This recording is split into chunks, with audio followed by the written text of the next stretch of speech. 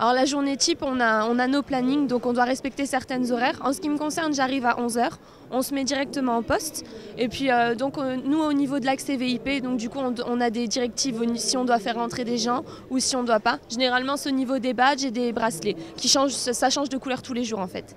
C'est pas vraiment très compliqué parce qu'en soi, on nous demande pas grand chose. Ce qui est compliqué, c'est de rester sur place tout le temps avec des talons. C'est uniquement ça en fait. Ah, les avantages, c'est qu'on rencontre beaucoup de personnes du coup. On crée des liens sans vraiment le vouloir parce qu'au final, on travaille tout le temps tout ensemble. Et puis c'est assez marrant en fait.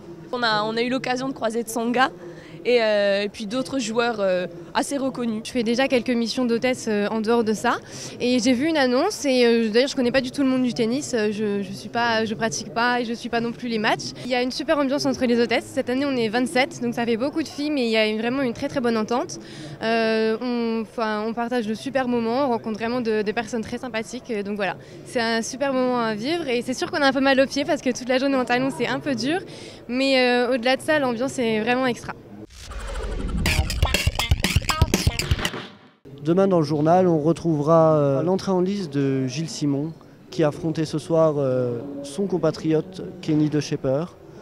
On retrouvera aussi Nicolas Mahut, un Français qui fait pas trop de bruit mais qui finalement joue pas si mal en ce moment. Il a éliminé le finaliste de l'édition précédente, l'Italien Andrea Seppi. Nicolas Mahut, c'est un attaquant, on le connaît très bien. Il a gagné 2 titres cette saison.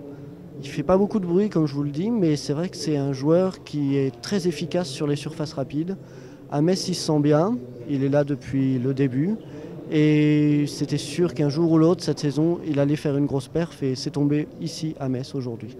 Il y aura une petite place pour Tobias Kamke, notre voisin allemand, qui affronte malheureusement pour lui Jo-Wilfried Tsonga. Il nous l'a dit, c'est pas une chance, il espérait un autre tirage, mais il va tout donner.